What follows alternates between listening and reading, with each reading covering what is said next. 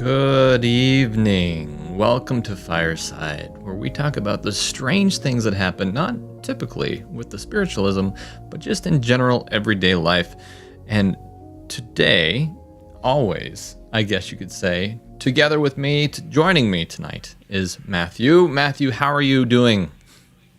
I'm doing very well. Thank you for asking me, Brad. It's been a real time putting this together. You know, this whole Davos 2024, there was so much information, and I was poring over the information, and I think I got a little bit of information overload. And I had to stop for a minute and just say, okay, I want to just focus on maybe one particular part of this presentation. I didn't necessarily want to go too far all over the map because this would have ended up being probably a 4-part series had I explored every avenue that was introduced, because it was very many speakers over the course of a week and just some really crazy things that are said, I think, to anyone who is just a level-headed individual who values individual liberties and free will. You know, maybe some of the things that our good creator loves and has bestowed on us. And then you have some of these people, the so-called elite, who seem very hungry, very eager to take away any rights you might have, any choices you might have. So I want to talk about it. And I know that talking with you off air as well, you're not very familiar with Davos, are you? Not at all. No, I'm very curious what you found. I haven't seen any of it yet. Well, you're familiar with the World Economic Forum, I hope. Oh, yeah. Yeah. Well, for those of us who don't know, I think it would be nice to just pull up from their website in their own words. This is the first shot I've got of the night. This is right off of World Economic Forum's website. It's in their About Us section, and this is their mission. So, about us, our mission, the World Economic Forum. The World Economic Forum is the international organization for public-private cooperation. The forum engages the foremost political, business, cultural, and other leaders of society to shape global, regional, and industry agendas. It was established in 1971 as a not-for-profit foundation and is headquartered in Geneva, Switzerland. It is independent, impartial, and not tied to any special interests. The forum strives in all its efforts to demonstrate entrepreneurship in the global public interests while upholding the highest standards of governance. Moral and intellectual integrity is at the heart of everything it does. Our activities are shaped by a unique institutional culture founded on the stakeholder theory, which asserts that an organization is accountable to all parts of society. The institution carefully blends and balances the best of many kinds of organizations from both the public and private sectors, international organizations, and academic institutions. We believe that progress happens by bringing people together from all walks of life who have the drive and the influence to make positive change. So on its face, you're reading that little mission statement, and it doesn't seem too bad, does it? It doesn't seem bad at all. It sounds like that's great. What a great company. Great, yeah, they're coming together. Well, it's not even a company necessarily. It's an institution. It's a lot of different people who are involved in a lot of different ways. And as you saw there's this aspect of the governance and influence. And what's important to realize about World Economic Forum is that nobody is electing these people to their positions. This is a clique. This is a little society, if you will. Maybe not so secret of a society, but an outward society that lets you know, hey, we're here, we have these vested interests, and we're going to all come together and try to make things happen. Now, the World Economic Forum has this particular division that's known as the Young Leaders Initiative. And Brad, have you heard about Young Leaders Initiative? I have not, no. Well, you haven't. Well, I think this is going to be very interesting for you to hear just who is involved with Young Leaders Initiative. This is Klaus Schwab. He is the chairman of the World Economic Forum. I'm sure many of us are familiar with the man. He is the quintessential villain of the age. He really does. He looks the part, and he plays it well. He does. He sounds like an old school James Bond villain. I think that's the most appropriate comparison I've heard when it comes to Klaus Schwab. But just listen to him here and see what he's going to claim through his Young Leaders Initiative, the kind of people that he's coached, so to speak. All right. Now you play also a very important role in preserving, let's say, your forests. You have a young population, you have a relatively well-educated population. You can use the fourth industrial revolution to create, let's say, fast-track growth for your country. My commitment will be to add value. We'll be part of the Young Leaders Initiative. This is Merkel, Tony Blair.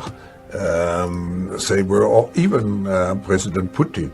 They were all young global leaders before.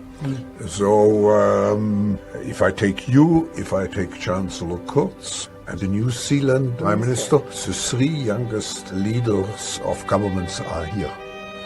When I mention now names like Mrs. Merkel, even Vladimir Putin and so on, they all have been young global leaders of the World Economic Forum. Mm-hmm.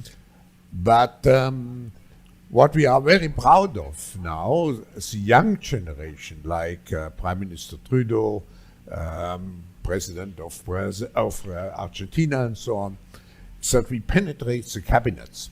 So yesterday I was at a reception for Prime Minister Trudeau, and I know that half of this cabinet, or even more half of this cabinet, are for our actually young global leaders of the World Economic Forum.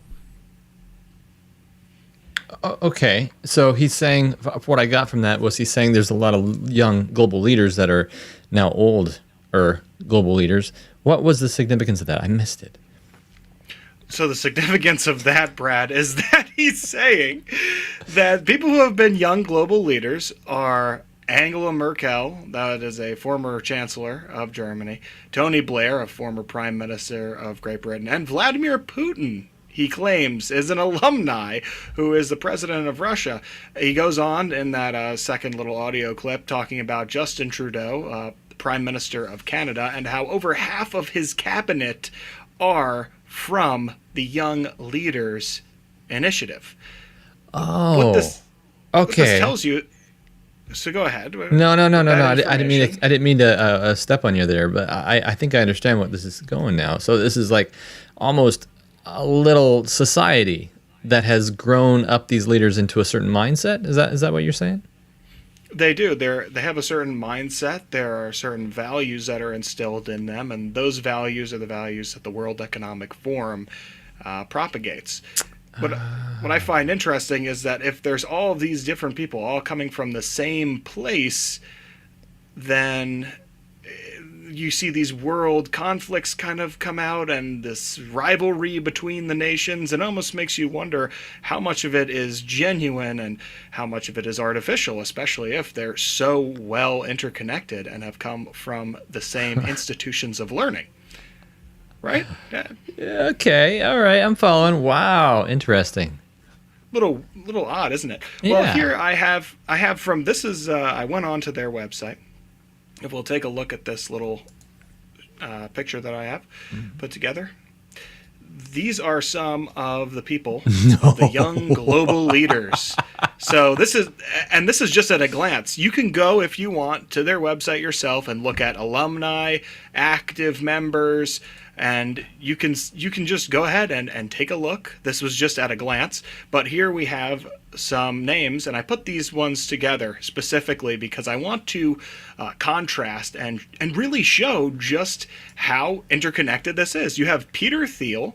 Peter Thiel is being touted as a conservative. He was brought to the Republican Political Action Committee and was touted by Donald Trump as this great guy. He also was involved with PayPal and the founding of that company.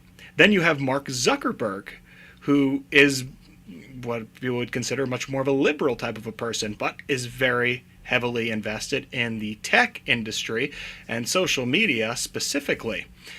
Then we have Pete Buttigieg, which Joe Biden hilariously mispronounced his name once. I don't know if you've ever seen that clip, but every time I see him now, I can't help but think of the Joe Biden clip.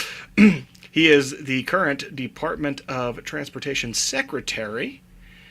So that's the American politics. And then over here you have Jagmeet Singh. He is the leader of Canada's New Democrats. So we have both of these countries have these influential figures. Down on the bottom left-hand corner, we have Maria Bartiromo. She heads up a show on Fox. She mostly does a lot of things on finance on Fox. Maybe some of our older viewers will recognize her. Her nickname back in the day was Money Honey, because she was kind of like the female in finance. She was giving out stock advice. So she's in Fox News, but then right next to her we have Justin Fox, who's a journalist from Bloomberg, which Bloomberg swings more to the left. But here we have that they're both coming out of the same forum here. They're coming out of the same institute. David de Rothschild, that is the heir to the Rothschild fortune. He is an alumni of the Young Global Leaders. And then the final man right here is someone who maybe we don't recognize very well, but I think it's interesting because I went through and he's the only one that I saw, and I'm not saying that there aren't anymore, but the only one I saw from a religious order, a religious institution. This man, Cyrus Habib, is a priest, specifically from the Society of Jesus. And in parentheses there, you'll see it says the Jesuits. Wow. And he doesn't look like much of a priest, does he? No, I can't actually see the words because my screen's so small. Actually, it's a very big screen, but I have such a small window because I have a lot of other things going on it. That's beside the point. But the first thing I thought was that was Agent Smith. Oh, who wears sunglasses for your picture? so yeah, I don't know what's going on there, but he's a Jesuit priest then, huh? Yes. A Jesuit priest and an alumni of the Young Global Leaders. So just to show that there is a level of influence that he has, clearly, from being a part of this institution and embodying that. You see, most priests, they seem to be pretty confined to a parish, but this man seems to be kind of jet-setting. Yeah, so Hans in the chat just said maybe he's blind. Now I feel terrible. Thanks, Hans. But maybe he is blind. Maybe he is. I can't confirm. We could. I want to know now. I see him in a lot of sunglasses here. He does. He's wearing sunglasses all the time. Oh, dear. Okay, well. He is blind. He is a blind. Good one, Hans. Good job spotting that out. Yeah. So, there you go, Brad. There's your answer. You wanted one. Okay. Well, that's very interesting. So he's a blind Jesuit priest, and he's on the Young Global Leaders. Interesting. Yes. So knowing that this is one of the sub-organizations that they kind of instill these values to, they all get together once a year for an annual meeting where you're kind of given a glimpse in. There's an update. They all get together. They get to rub shoulders and be with one another. And that event is what is colloquially known as Davos. And if we pull this up here, I've got a little information blurb about Davos. And this is from, again, their own sources. So it is the World Economic Forum annual meeting, and it's held in Davos, Switzerland. So that's where it gets its name. Davos is the location. It's not necessarily an acronym or anything like that. Okay. But here it is. The theme of this year's was Rebuilding Trust. The 54th annual meeting of the World Economic Forum will provide a crucial space to focus on the fundamental principles driving trust, including transparency, consistency, and accountability. This annual meeting will welcome over 100 governments, all major international organizations, 1,000 forums partners, as well as civil society leaders, experts, youth representatives, social entrepreneurs, and news outlets. So the theme here being transparency, consistency, and accountability. After reviewing some of these clips, I think you'll have to ask yourself, who is it exactly that needs to be more transparent? Is it them or is it us? Who needs to be more consistent with their opinions, maybe? Is it them or is it us? And especially accountability. I think that you're going to see that making certain decisions and having a certain mindset... I see my thing is going a little slow here. I'm lagging out, right? I can still hear you. I don't know what's going on. Let me switch. Oh, you're fine. Don't worry about it. Okay. I'm still here. But yes, you'll have to be accountable for your own opinions and whatnot. Yeah. Well, I flickered my video on and off, by the way, and that didn't change anything. So Okay. You'll probably have to come out and come back in, but while we run the next video, Future Outlook it's called, maybe you can do that? Yes, this is from one of the opening kind of meetings, and they're going to talk about just, the future outlook on 2024. Okay. And I'll be right back.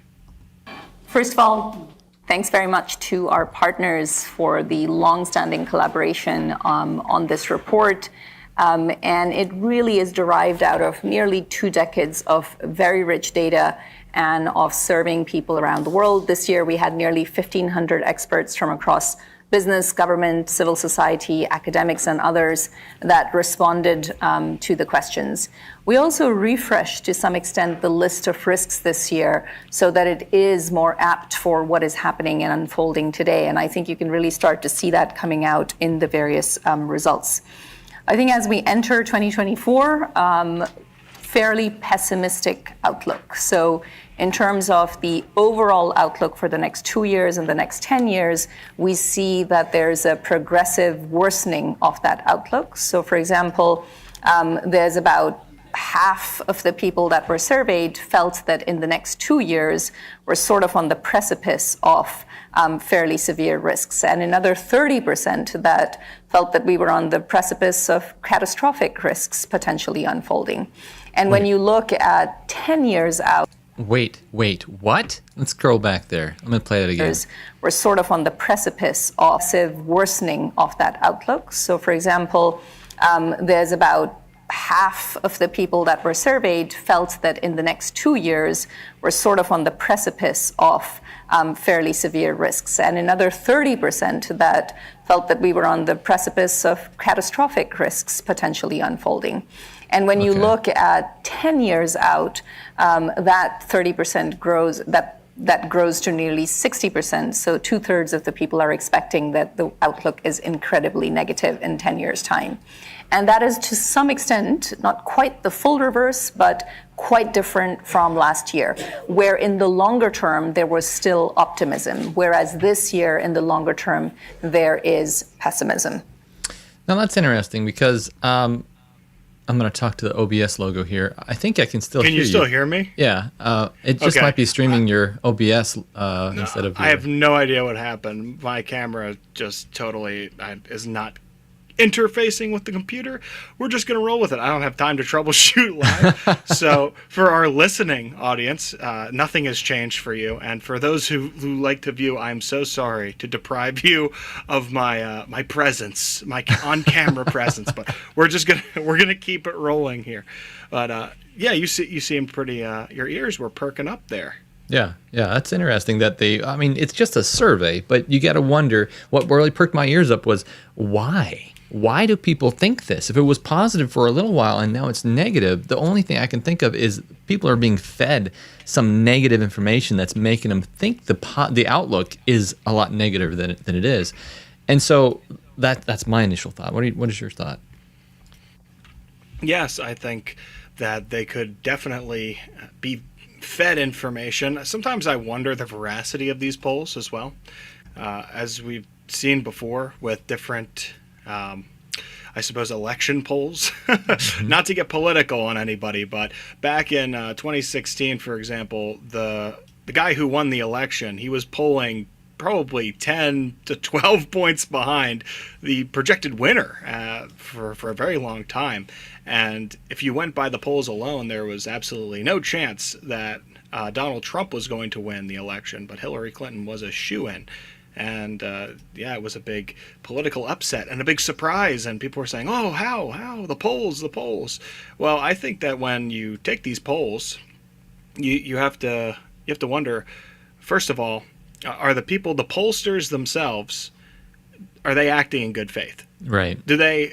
Are they looking maybe to generate a poll with specific results that then further influences people when I show you and I say, hey, it's one of those things. I think it's they've done this in psychology where everybody in the room will pick the wrong answer, say, and then the person peer pressured into picking the wrong answer, even though they know what the right answer is, they'll go ahead and say, oh, go with the crowd on the wrong answer. They're more likely to go with a herd mentality. I think that kind of peer pressure, or at least peer influence, is biblical as well, because if you look at the very first psalm, it talks about how not to sit in the seat of the scoffers. It talks about not going with them who are plotting evil. The company that you keep does have a big effect, but I think now in this mass media age, you can show people and say, hey, everybody around you feels like this, or the majority of the people around you feel like this. Now, how do you feel? And I think that could be having a factor. Yeah, no, I think that's what they do with we've seen that with media, the news, that you have specific news organizations here in America that are one-sided with one political agenda or another. And they tend to have, oh yeah, look, polls are going well for the side that they're on, and the other side is like, yeah, well, polls are going well for the side that we're on too, and so it's obvious at that point that they are scrubbing the information and making it so that it looks like it's more than it is, and that their agenda is being pushed. Because if everyone's looking this way, don't you guys want to be a part of the crowd? I mean, come on. So I feel right. The polls almost tell you more about the pollsters than the results of the polls, the people that are supposedly polls. So, and this poll being conducted by World Economic Forum, maybe they're anticipating a downturn. Maybe we're anticipating troublesome times ahead. And to that end, we have a risk report here, a risk report that's going to tell us. I think as we enter 2024, my fault. I thought it was going to be a graphic, and so I was queuing it up. Oh, no. Yeah, the way I introduced it did sound like it. No, she's going to read off risks here, the top risks that people believe we are going to be facing in the next several years. So very good. I think as we enter 2024, fairly pessimistic outlook. So in terms of the overall outlook for the next 2 years and the next 10 years, we see that there's a progressive worsening of that outlook. So for example, there's about half of the people that were surveyed felt that in the next 2 years were sort of... Is this the same thing? This is the same clip, yeah. Yeah, I was looking at that thinking, I've heard this already. Risk report? Let me try this. Okay. The global business... Is this it? No, that's not it. She goes in and she talks about the different things. This was definitely the risk report. I'm playing the risk report one. Okay, well, maybe I don't know what's going on tonight. She outlines some major risks, and among the risks that she outlines, there is the societal upheaval, economic downturn, interstate conflict, but the number one thing that she wanted to warn people about was misinformation and the spread of misinformation and how that's going to influence people.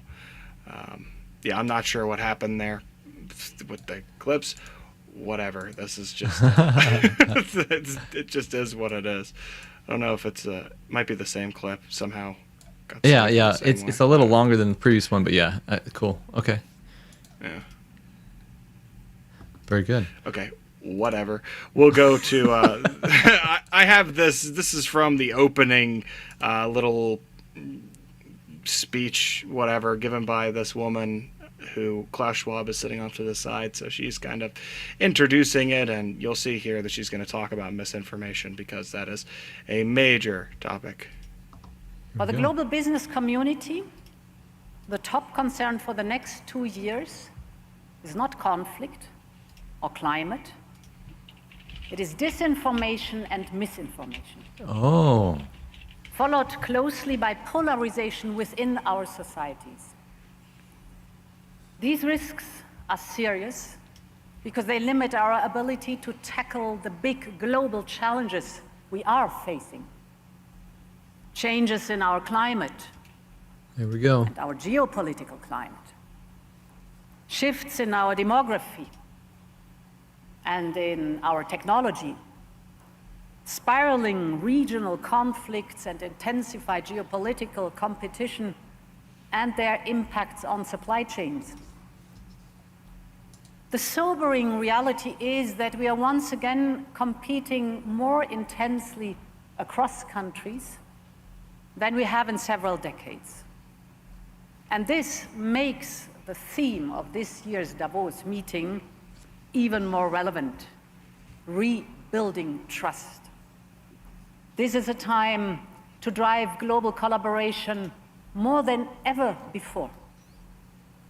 This requires immediate and structural responses to match the size of the global challenges. I believe it can be done. Okay, so what she's saying here is, I keep pushing the button like I'm going to see you again, but yes, OBS icon, you. And what I hear her saying is that she is, she's anticipating that this is going to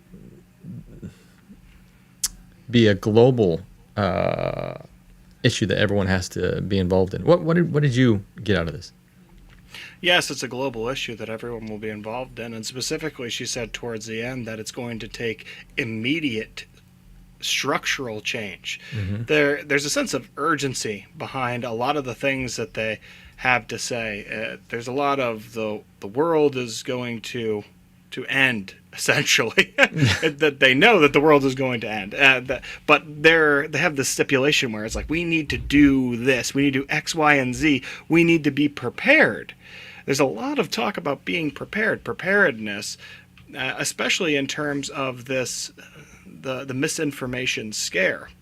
So to that end, because that's really what I want to focus on, is this whole idea about information, because everything else that they talk about there, they talk about climate change, they talked about some AI stuff, they talked about future pandemics, and all matter of things, but at the heart of it is this whole idea behind information, and how information needs to be monitored, it needs to be controlled, and it's very dangerous for people to get their hands on the wrong information. So, Interesting. in this next clip, this was from a little, I guess, was one of the meetings that they did, and we have this woman is going to kind of to talk to us a little bit about misinformation and the threat. Well, disinformation is a security threat. And maybe not many noticed, but it was part of the Russian military doctrine that they will start information war. And we are in it now. And disinformation is a very powerful tool. So how we think about it in the EU? We are focusing on improving of the system where the people will get the facts right. We don't speak about opinions. We are not correcting anyone's opinions or language. Yeah, this is about the facts. So here comes the series of actions which we are taking at the EU level to equip the people with the facts so that they can make their autonomous choice. You said consumers. We do it for citizens. For me, this is a difference. More information control, huh? More information control, and one of the things she alluded to there was that Russia. I think Russia is propped up as this big scary bad guy for a lot of these global politics, especially recently. They were being touted around before the invasion of Ukraine, and now with the war going on there, the ongoing war, and prayers to everybody out there who's being affected by it. It's just a miserable situation all around. Seems to be a terrible loss of life. But they referred to the Russian army and saying that misinformation was weaponized. It was used by the Russian army as part of their strategy to put this out. And So there you have it in this format. It's being presented as something dangerous, something that is essentially, yeah, like I said, being weaponized towards the people. Interesting. So when are they going to come after our social media? When are they going to shut down the internet, huh? We're going to get into that. We're going to get into that because right now, that very same woman, she's going to lay out 5 steps she believes that need to be taken towards controlling information. And we're going to break it down step by step. So some of the steps are shorter than others, but I think it's important that we have a little dialogue here about each of these steps that we're going to talk about. And before we get into that, I just want to mention that tonight, I think we got this super chat light that is actually working quickly. And I'm going to test that here later. If you look in the chat, I'm going to go ahead and type in "go" into the chat, and that should indicate, only I can do that, that I can turn on this light if it works. And it's probably not going to work because I tried it, right? And nothing happened. That's okay. Everything is falling apart tonight. We're fine. We're fine. We don't need Everything's likes. fine. We don't need my video. We don't need anything here. Apparently not. So anyway, we'll have to try that later. See if it doesn't work this time, because it worked before. Let me tell you before we get back into the show, we lost all configuration right before the show went far. I had to go grab it from backup. We were seconds, skin of our teeth, before we got onto this show.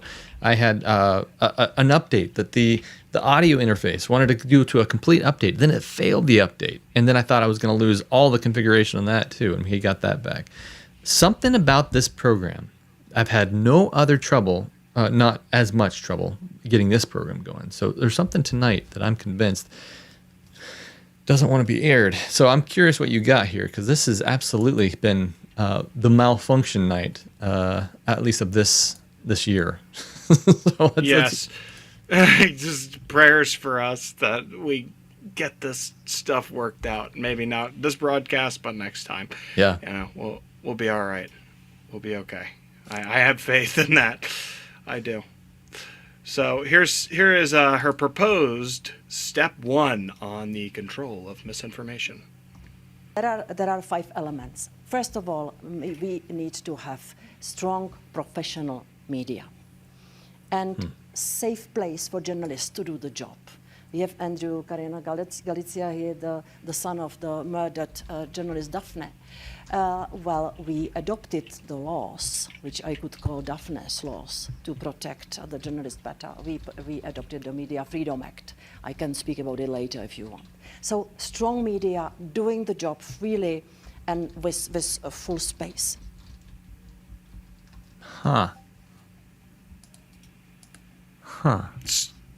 So the first thing is a strong media and a trustworthy media.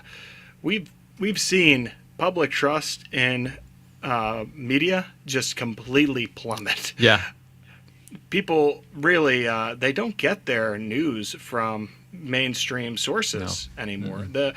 They're more apt to get it from something like this, a channel where people are just going over the information that's presented and being critical on it, rather than some news anchor sitting there in the multi-million-dollar studio just kind of reading off of the teleprompter to you. People aren't as interested in that because, and I think rightfully so, there is this air that what they're saying, they're disingenuous. They're not really giving their opinions, because we've all seen the news bloopers where they'll read anything that goes on the teleprompter. It doesn't really matter.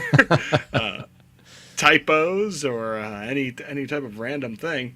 They're just going off and reading that. So that has crumbled. But also, one of the things that she was wearing is a little pen, a little button that says, I stand with Evan. And what that's about is there's this guy named Evan Gershkovich. He is, I believe he's still currently detained in Russia. He is a journalist for Wall Street Journal, and he's been accused of being a spy.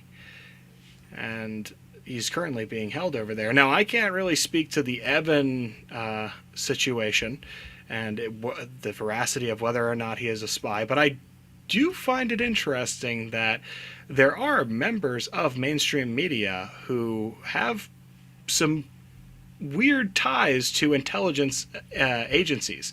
And I'm alluding here to, are you familiar with Anderson Cooper and his ties to the CIA and Project Mockingbird? So I mean, like I said, this is not me saying that Evan is a spy or not, or that Russia is right or Russia is wrong. I seriously don't have an opinion on it. I wasn't even aware of this situation until I saw the button and looked it up. But the idea that people can be in intelligence gathering and they pose as members of the media, there is some merit to that idea. Yeah, I agree. There is some merit. Something strange is going on in all this. So what does that mean for the general regular Joe? How does that apply to our life? It applies to our lives because we have basically a controlling class that knows their control is slipping. That at one point in time, they could do whatever they wanted to do. And as long as they had this hold on a trustworthy media, they could present a face and have them give a narrative, and everybody would shake their head and go along with it. There's a lot of very strange things that have happened in the history of the modern history of the world, really, all over the world, different things that have happened. One of the major things, and I'm not going to go into this right now, but what happened on September 11th is a great example. I think that a lot of people are questioning the narrative because there are certain, I guess, things that were presented as just solid fact and information that have since been disputed, and people have reasons to believe that not everything is as it seems, and that the media had a heavy hand in riling people up and stirring emotions and playing footage over and over and over. And the United States immobilized for war very quickly against anyone, just ready. It was like a beehive was kicked, and the bees are coming out, and it doesn't matter who kicked it. We're ready to sting. So I think that's what it has. The effect on us is that on the average Joe is that they have recognized that foothold, that power that they once had, it's not there, or at least it's not anywhere near as strong as it once was, and as they'd like it to be. Fascinating. Okay. Yeah, I've been on both sides of that 9/11 thing. I believed both sides. I won't say what I believe now, but I think it's fascinating that just the fact that is such a controversy says a lot about the nation, and says a lot about what is happening right now as we polarize further and further on every issue, it seems, under the book. I think that's ultimately the biggest goal in this spiritual warfare. Yes, I agree. Let's listen to step 2. Step 2, this is a much shorter clip, but it has pretty broad implications. Okay, here we go. Second thing, work with the platforms. And here comes the fact-checking mainly. And we have all the big tech under the commitment of the Code of Practice Against Disinformation. Again, I can say more. What? I was trying to up her volume as it was doing that. It was such a short clip, I didn't get to hear her. What did she say exactly in her 14 seconds? Go ahead, play it again. It's so short, you can listen to it again. All right, here we go. Second thing, work with the platforms. And here comes the fact-checking mainly. And we have all the big tech under the commitment of the Code of Practice Against Disinformation. Again, I can say more. So did she say we have all the big tech, like all of like social medias and stuff like that under some kind of rules that they've set? Is that what she's saying? I don't completely understand. That's what she's saying. She's saying that they have agreed to the policies that they'd like to enact. And let's not forget, we just looked and saw that Mark Zuckerberg is one of their alumni. And I wouldn't be surprised if there are some other people who are maybe a little more covert about their membership or their affiliations that just don't have their faces plastered on the website so easily available to us. But you should know firsthand that the social media censorship and the fact checking, that has a pretty big effect. Yeah. Especially on what we're doing right here. Right. Yeah. Who all agrees to this and decides that the fact checkers say what goes out and what automations are put in place in order to prevent people from doing things, even the small automations on the website. I find it fascinating that there's automations put in place just for our live stream, and nobody's monitoring this except for our computer. And so the computer listens to our speech, converts it to text, looks at what we're saying and says, I don't think they should be talking about this. Or maybe it's content ID'd as someone else's content. That content, and I understand the policy behind it. You don't want to air copyrighted material, but the problem is there are rules in place that say we want in America to make sure that this information that goes out is vetted by the whole population. And so we, through fair use, are allowed to talk about these things. And sometimes they just cut us off because the computer's not smart enough to look at the context and go, are they talking about this stuff as a way to dispute disinformation? Are they adding new value to this context? Or are they just playing the exact same thing out onto the air as it is? It doesn't look at that. And so ultimately, the people that are pushing this agenda, and I realize I'm off on a rabbit trail here because this is my wheelhouse and my frustrations about YouTube, is that when you're live, you got to really pay attention to what you're playing on the air, even if you have legal right and legal access to talk about some stuff under fair use. Because they'll just cut you right off. And then afterwards, you'll appeal it, and they'll say, oh, yeah, you're right. You were okay with that. But you've lost a ton of viewers. You've lost your whole airtime, and you've basically been slapped in the back of the head, or the wrist, I guess you could say. And so it's a huge thing. And I think it's, if not intentional physically, it's intentionally spiritually. Absolutely. Yes. Specifically, I'm glad you brought up YouTube and your qualms here, your gripes with YouTube, because they're valid. And there's something I want to add to that. Not only and it's happening right now, we're doing this show and our text is being fed to an AI and it's analyzing what we're saying, but it goes out of its way to put these little disclaimers, these little context boxes. And if we pull up this image here, that I've compiled a little something for us. So the first one up here you see, and this is where it really kicked off. It was COVID-19. This is when we started seeing this stuff up here. So you could click on this link. It would bring you to the CDC's website directly. And it says right here, it's from a channel with a health professional licensed in the U.S., so it's verified. It's got its check mark.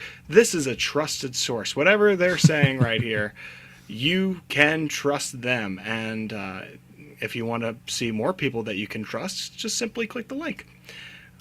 Down here, the second one, this is when I started seeing more context being given, and it was within the same year, the 2020 election, which was pretty heavily disputed.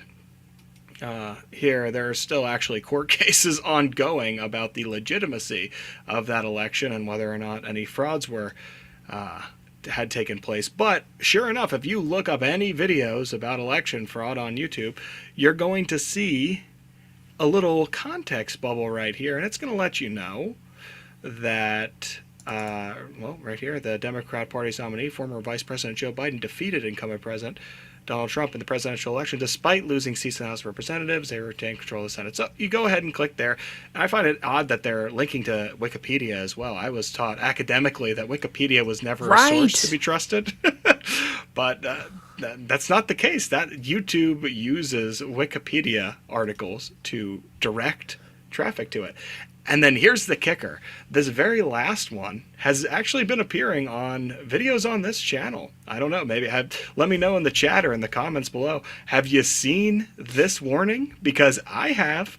It is the context for the interdimensional UFO hypothesis. The interdimensional hypothesis is a proposal that unidentified flying object sightings are the result of experiencing other dimensions that coexist separately alongside our own, in contrast with either ... So you're like, ... I gotta read more about this theory. And maybe, just maybe, you're looking for information about this potential deception, but YouTube is redirecting you and letting you know, hey, this could just be interdimensional beings that are coming and visiting us, maybe from different timelines, maybe they're from the fourth dimension, the fifth dimension, they could go all the way up to the 10th dimension for all we know. But just click here and start inundating yourself with this information, because what you're listening to might not be the information we want you to hear. Yeah. So this is what's actively happening on YouTube. So when they say social media, that YouTube is considered a social media platform, and you better believe it's going to be very heavily regulated. I anticipate a day where this channel and many others will be taken off of YouTube, or will be propped up as examples of, these are the bad guys with the bad opinions that you don't want to listen to. So this is something that we're gonna see. That's fascinating. Wow. And I have seen that. I have seen these come up, and I'm like, man, you guys, you're using Wikipedia, and that's what really floors me, because Wikipedia is it's not controlled. I mean, it has you can log in, you can change it on your own. The funny thing was, okay, so I get a little story about Wikipedia.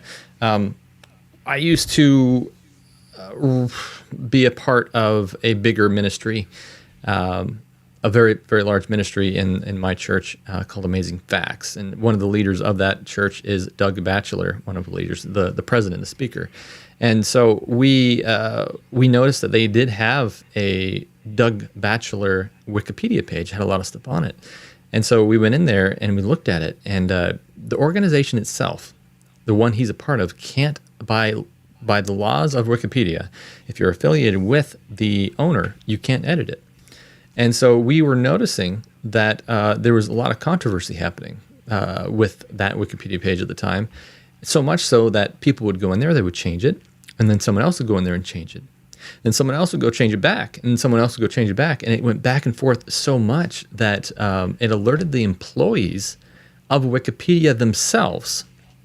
And the employees said, there's too much controversy around this gentleman, and we're not sure if they have enough legitimate sources to show that he should even have a page. And so they deleted it. they went to appeal process, and the appeal process, and I said, well, you know what? I know that there's enough sources. So we got sources from the news stations, ABC, NBC, Fox, everything that he had been on. We got articles, books that he had written, and it wanted at least 3 legitimate sources. Well, we just plowed probably about 40 different legitimate sources in there. And the random dude at Wikipedia was like, nope, we don't believe that these are legitimate sources, and deleted the page. And so it really floored us. But at first I was like, I worked so hard to keep this thing up here. But then someone said something that I thought was very wise. They said, why even have it? Because now we don't have to watch it and make sure that it's saying the right thing. Now we don't, because it's gone. And it's almost better that it's gone, so we don't have to worry about disinformation that's out there about it. So my point is, all this information that's happening right now, all that stuff on Wikipedia, it could be one thing one day, and it can be a completely another thing another day. And so, and YouTube's linking to it, and it's all controlled. It's all completely controlled by these people that they want to. They log in and they police this thing. They're not even employees sometimes. Maybe they're a professor from a well-known public university, or they're just keyboard warriors, as you call them, people that are just on the computer all day long, and all they do is just, argue with people about silly things that really have no cosmic need or agenda behind them. And so I think it's fascinating to see all this stuff happening right now, and it's all based on making sure that information is correct and linking back as a source to Wikipedia, which is changeable and really run, and you've heard Tucker Carlson say this over and over again, run by people that really that have an agenda. And they police it like they are the Wikipedia cops. And they're one-sided. It really is. We noticed that when we were taking care of the page.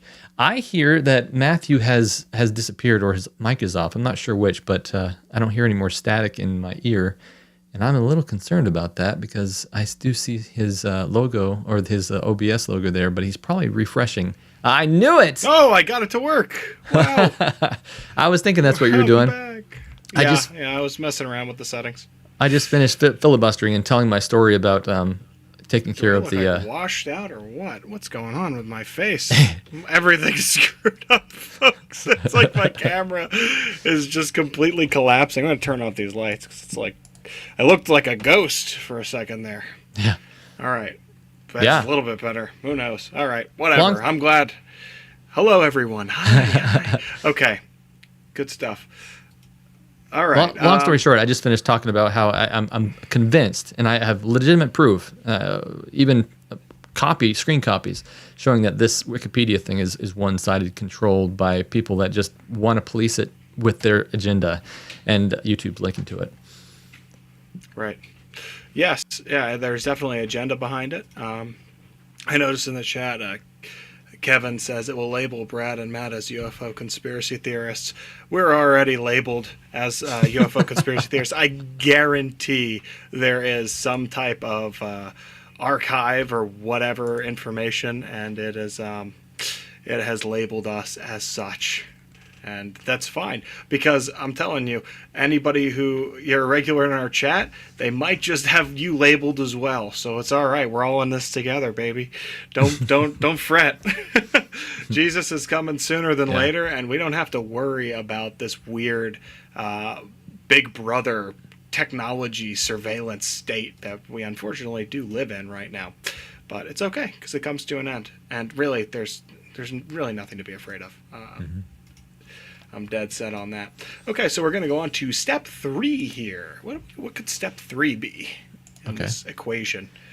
Step 3 is step 3. Step 3? Because I see step 3. Oh, okay, I see it now. Here we go. Third thing, important, better communication from the side of politics. I remember times when politician was caught lying, he was disqualified. Yeah, maybe we should come back to this practice.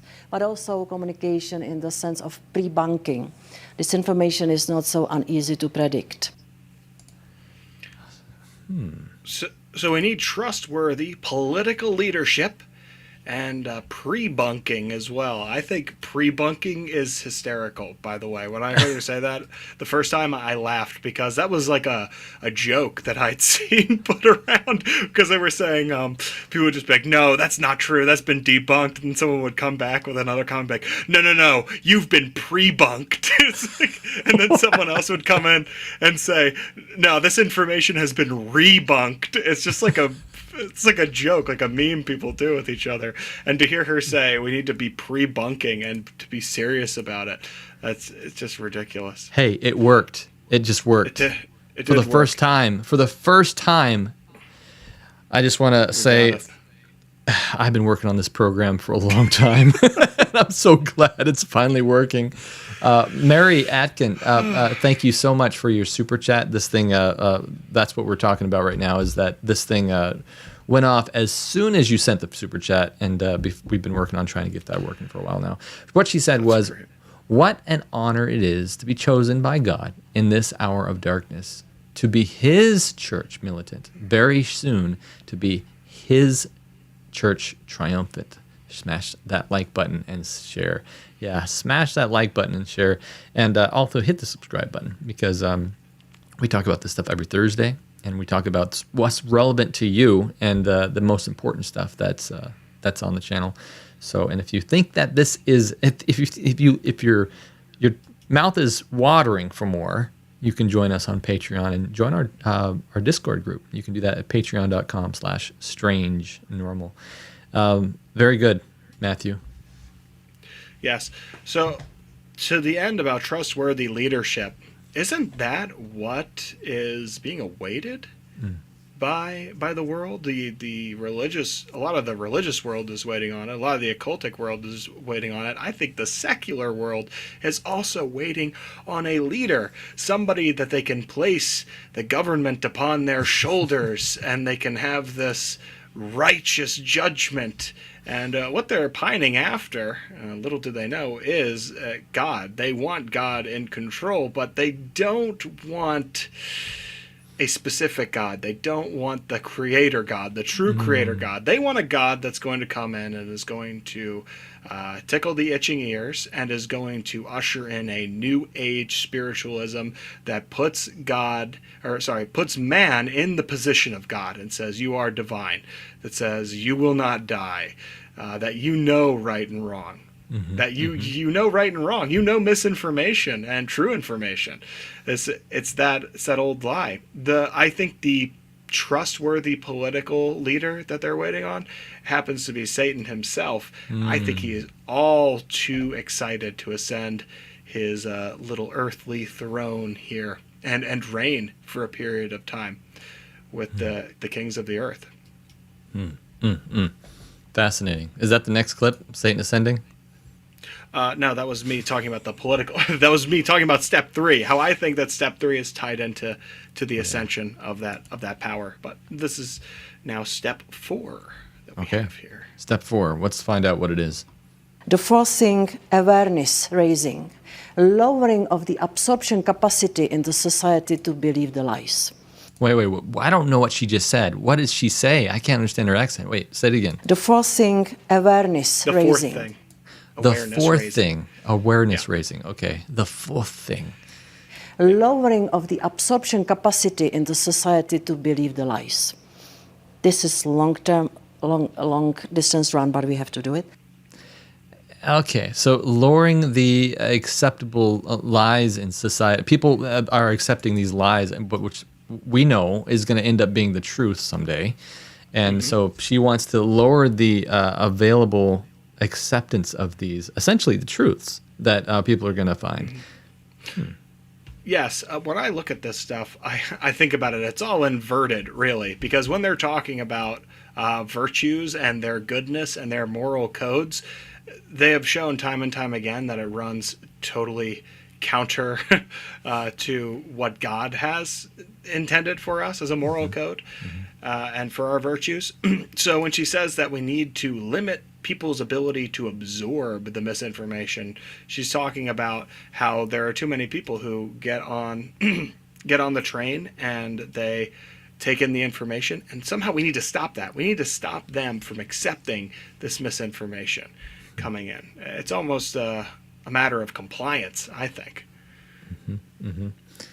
Compliance and in training the audience to think a certain way, so that they automatically reject the truth that is going to be presented. Interesting. Yeah, it's funny, the parable of the sower, when describing the different soil that could be going down. There is a type of soil that immediately the seed is snatched away. It doesn't have a chance. It can't even take root. And that seed is being snatched away by the wicked one. So I think that ideally that is the type of soil he wants to see on earth. He wants to see a place where no flesh may be saved, because if you tried to scatter the seed, it doesn't take on this soil. We get that seed right away. It does not get a chance to germinate. Not a single root will sprout. You will not see any fruit from your efforts. That is the mentality behind this push. This is the fifth and the final step here. This is the big one. This is the one that's going to chill the bones. All right, here we go. Let's listen. Last resort solution, law enforcement reaction. And we see the rise of anti-Semitism, which is full of conspiracy theories, which have the potential to incite violence in real life. We see again the David stars on the synagogues and on the buildings of Jewish people. And this is the case for police. Wait, why did she go into Jewish people? I don't understand why that suddenly came up. So law enforcement against people that run in disinformation and this conspiracy theories, and I get it that there are conspiracy theories in the whole anti-Semitism thing, but why did she specifically pick that? That was fascinating. But anyway, I'm probably sidetracking. What do you think? No, you're not. The reason why she picked anti-Semitism as the basis for why these laws should be here, it's an appeal to people's emotion. It's an appeal to that type of reaction where you say, look what these conspiracy theories have led to. They've led to anti-Semitic graffiti. People are committing hate crimes against each other because of the people spreading misinformation. This is justification for why we need laws in place to persecute these people. Now, once those laws go on the book, it just becomes a matter of what is defined as misinformation, right? Mm-hmm. Think about our channel and what we talk a lot about. We talk about how Satan and his cronies are going to come and pose as beings from another world, and we're going to be sitting there saying they are not benevolent, friendly aliens. They are demons. They are fallen angels. I mean, there's no greater, I guess, conspiracy. You could call it an insult, right? Well, yeah, conspiracy, but hateful words, right? You would perceive those as hateful words to say, oh, yeah. You're calling these beings literal demons? You're saying that this is Satan himself? How messed up are you? What kind of conspiracy theories have you been trafficking in that have led this vile hatred to just come spewing out of your mouth? I can't believe it. We got to lock this guy up before he starts doing something dangerous to our good friends here, our visitors on Earth. Mm-hmm. And that's part of why I do believe we have to take this nonviolent approach. We have to be level-headed. We have to condemn what is coming out. We have to do it strongly. I think that what happened with Stephen and his stoning is a very good example for how we need to behave at the end of time. Because there is...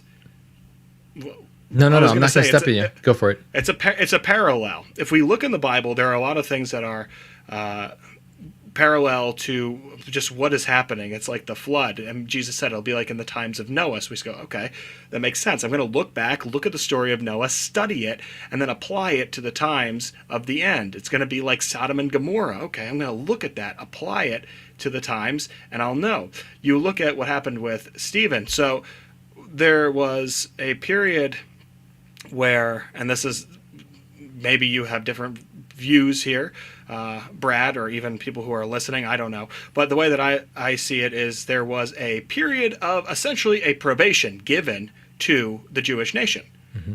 That they were to repent and accept that Jesus was the suffering Messiah, that he died for their sins, that he was who he said he was. He wasn't a liar, and there was no guilt in him. That period concludes when Stephen is there. Yes, he confronts the people. He does it very level-headedly. It's a very strong condemnation, but it's one out of love, because you don't get up and say something like this unless you care about the people. Because if you don't care about them, you go, whatever. They're on a path to hell.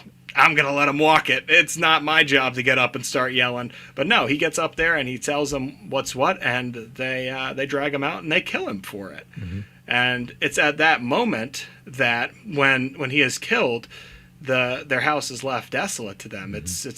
It's just going to go out to the Gentiles. It's going to go out, and it's still they can still accept it, but it's no longer being confined here. It's going to be something that they can bring the rest of the world in. And if you look at that parallel, there is a closing of probation, so to speak, at the end of time. There is this idea that people will either accept the mark of the beast or they'll be sealed with God's name in their forehead. There is no middle ground.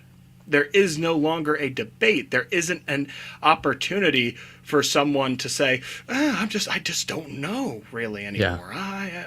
No, that goes away. And so we must stand up as Stephen once stood up here at the end, and even if it costs us our lives, and we shed our blood for this reason, and we're labeled as people of misinformation, and eventually the laws are put into place, and those laws allow you to be incarcerated, and then I know what's going to this leads to. It's prophecy, people. It's like I don't have to guess. The laws will eventually lead to death penalty. You will be put to death for your beliefs. Right. That's it. That's what it is. So, and it's not just your beliefs lead to words, and words. The first thing that comes in my head, and this is what I was going to mention when you were talking about words on this channel specifically, was that we, regardless of how you feel about him, Donald Trump, when he was tweeting before he lost his Twitter, he tweeted some things out, and then they accused him of absolutely inciting riots and causing all kinds of mischief and all this, all from words, all from a few 160 characters on Twitter. And I think that's regardless, again, I'm not political. I don't care about whether or not you like him or not. It's significant for Bible prophecy to see that people care so much about what these 156 characters say. Imagine what you could accidentally say on a channel that's 2 hours, or an episode that's 2 hours long that you do every week, and maybe not accidentally. Maybe you are telling the truth. And so these words we're already seeing are going to be significant enough to cause people to say they need to go to prison. They need to be punished. They need to be sued. They need to be whatever it takes to get these people off the air, not just cancel the channel, but they're going to threaten our lives. And maybe it's not the government. It will be, but maybe at first it'll be just regular people that get so angry they fly to your house. Consequently, between us and the channel, I have a place that I'm not going to tell the address of. So we are going to be continuing this program, but I feel it's very important that we don't do a lot of revelations on this channel about my personal life. I actually have had people already stalking me, contacting my wife, and doing all kinds of very weird stuff. I mean, just because I've been talking about a topic from a different angle. And so we actually paid for a service to scrub our name from the internet. And I think we're going to see a lot more of that as time goes on, because the world is just weird. So I don't know. I think, Matthew, it looks like you're frozen again. Can you hear me at least? Yeah, I can. But you have a fantastic a statue there. I love it.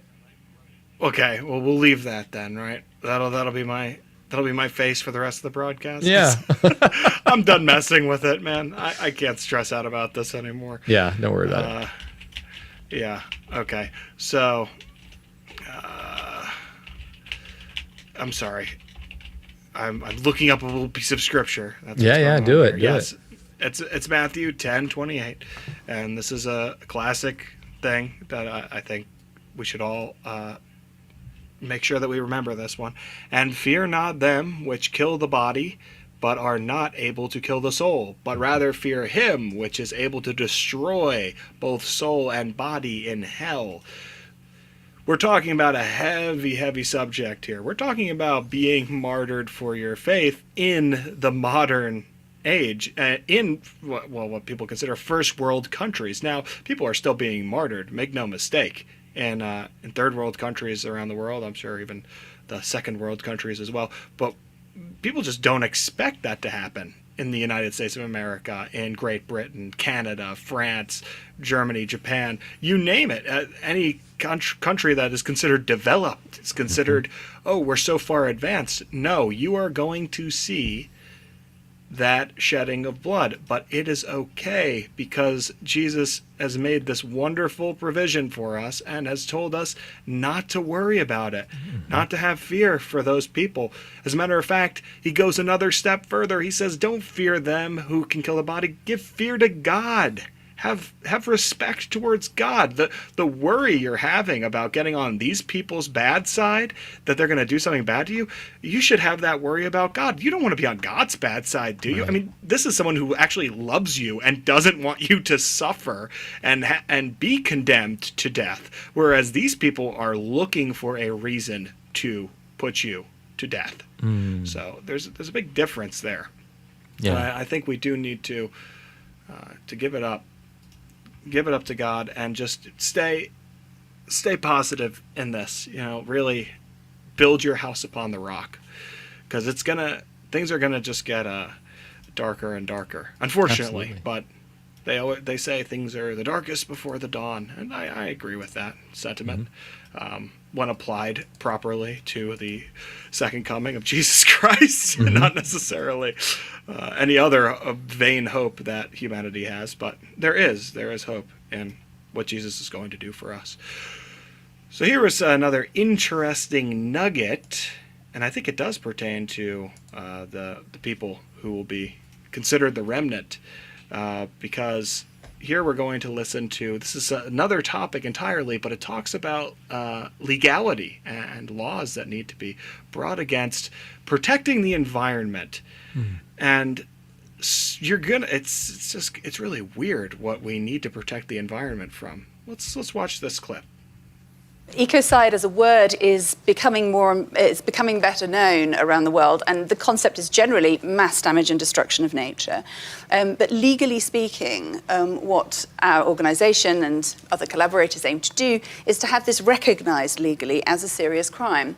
Because one of the issues that sort of pervades all of this discussion is that we have a kind of cultural, very ingrained habit of not taking damage to nature as seriously as we take damage to people and property.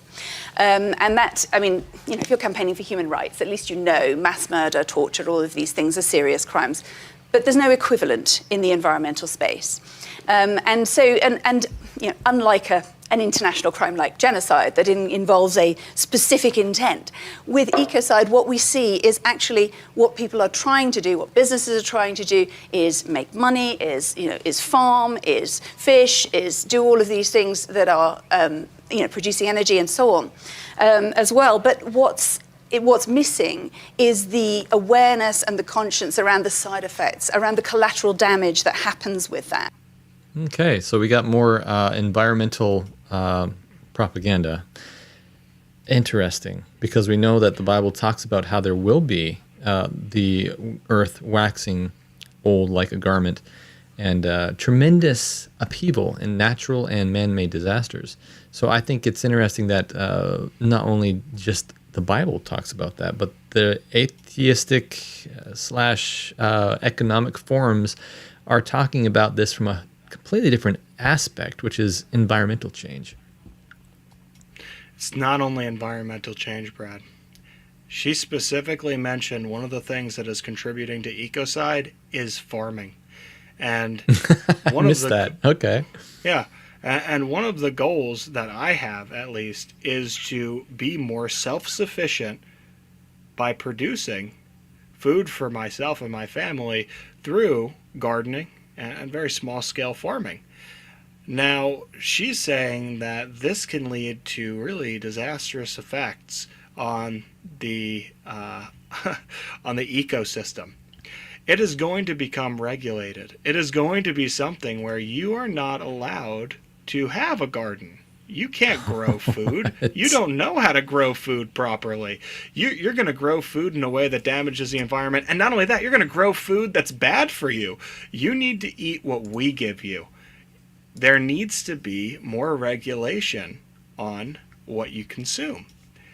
That is where this will go towards. Envirocide? You're not able to fish, you're not able to farm, you're not able to provide for yourself. Because she says, at first, she says, oh, it's these people who are looking to make money, and goes on that. You know who owns more farmland in the United States than anybody else? Bill Gates, the computer guy. Bill Gates. Yeah. Is she talking about Bill Gates? Are they going to be coming after Bill Gates, who shakes hands and rubs shoulders with all of the people at the World Economic Forum? No, absolutely not. They're going to be coming for people like the Amish communities. I've seen videos of health inspectors coming in and trying to shut down Amish farms, or people who do like farm sharing. You know, people who you could essentially sign. I think it's like I don't think it's a co-op. I don't know the exact word for it, but you know, you get on like a farmer's mail order, and you send them money, and they'll send you the produce. They can send you milk or eggs or any matter of vegetables, fruits that they're producing on their farm for a certain price, and it's just direct from them. It's like, you know, rather than saying, I need the little organic label to tell me, it's like, no, I know this guy is going out there into this field and he's producing, and we have this this contract we've made between each other. That's not going to fly, especially when they start bringing in more controlled currency, because we've seen before about the blockchain and how that's going to change everything, because your transactions are all going to be tracked, and there's going to be oversight.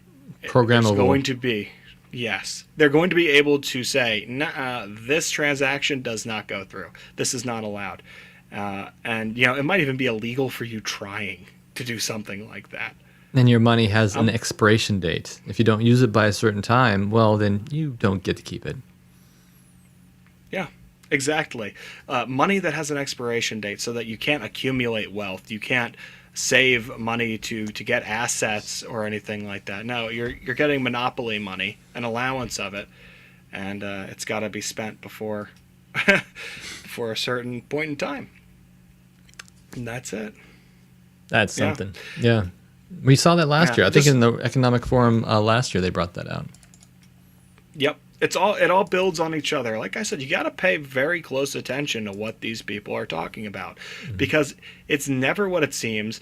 And the offhand stuff, the offhand remarks often are what they're aiming at. They cannot come right out and say specific things, because it really does turn people's heads, and they go, what?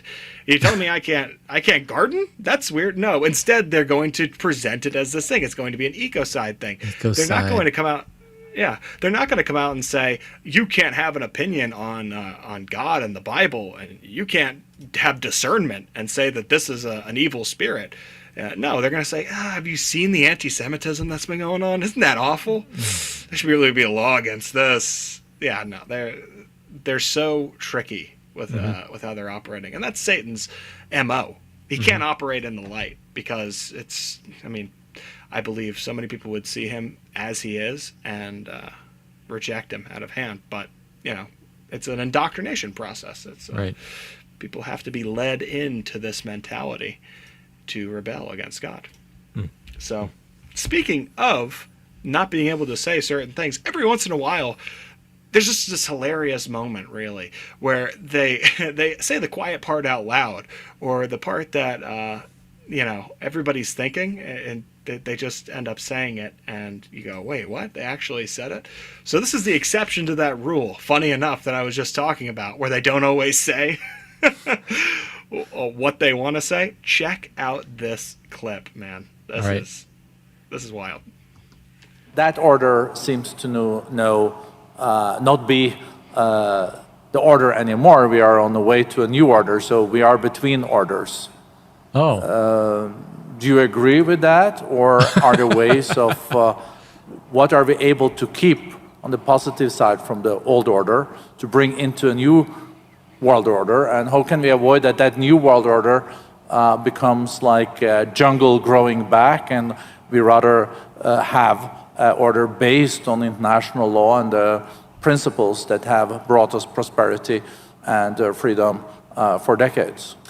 I guess, and maybe this is the old kind of teacher in me coming out. I think of this a little bit more about a transition of eras rather than a transition of orders, but the two are kind of cousins of one another. The reason I draw the distinction is because I don't think the international order built after 1945 is getting replaced wholesale with some new order. It will obviously evolve as it has evolved multiple times over the decades since 1945. But I do think in a more sharp and distinctive way, we are moving into a new era, and that's what I talked about in my remarks, that We are, the post-Cold War era has come to a close. We're at the start of something new. We have the capacity to shape what that looks like. And at the heart of it will be many of the core principles and core institutions of the existing order. Wow. Okay, so I like what some people are saying here. Lisa's saying he's using double talk. And yeah, she's right. And she's saying I'm looking at the chat. Yeah. And I see Deb's in there saying, soften the blow, because you can almost tell. Hold on. So yeah, the two people, we did have little captions there to let you know who that was. But the first one who is speaking is the president of the World Economic Forum, the guy who blatantly outright was saying we're going between two orders. We're going from the old order to the new order. What can we save from the old order and bring into our new world order? And that guy that he was talking to is Jake Sullivan. He's the National Security Advisor of the United States. And you could see he's almost like, first thing I need to say is I wouldn't call it a new world order. I'd call it an era. I'd call it a new world era. Yeah, that sounds a bit better. But at the same time, yeah, I absolutely agree with you. And there is things that we could transfer, and we're on the precipice of this great new age, and it's ridiculous. New but age, like I said, huh? Yeah, that's where this is all leading towards. And every new world order is. What do you think about New World Order? What's been your relationship with New World Order, that phrase? So I think it's interesting because whenever this comes up, it always talks about a complete change. And they're always saying, hey, we're on the very cusp, as if there's going to be this monumental shift or climax, and then we're into something new. And in a way, I think they're correct on that. And it's making me think, by what he's saying here, they're combining the two terms New Age and New World Order, which I think is fascinating because I never really put those two together before. It makes me think that this whole, if you follow this channel before, this whole UFO agenda that's talking about this New Age is talking about the externalization of the hierarchy and all this other stuff that's going to happen. Dramatically changes world events and the way processes work in the world. And so I suspect that that's what this is all leading up to. This whole New World Order thing might just, I've been watching this and wondering about it since long time ago. And I wondered, well, maybe it's the millennium that's going to bring this about. No, that's long gone. Maybe it's, X, Y, Z. But, my latest theory is that it's going to be part of this very close to, if not around, early 2030 agenda. Maybe 2027. We've seen a lot of talk about that, a lot of talk about 2025. So I think it's really interesting to see everything that's happening here. And maybe it will be a precipice. Maybe the world will go through some major conflict that will cause this to push forward and change a lot of laws, even the Constitution of the United States. That would be something. And it has to be done quickly, too. You like I said, always note the urgency. It's just like that woman said before. We need quick structural change. It has to come into place. I've had it before. I believe it was a clip that I've aired on our broadcast last year, but it was John Kerry talking about how people are going to be shocked by how quickly things change. Mm-hmm.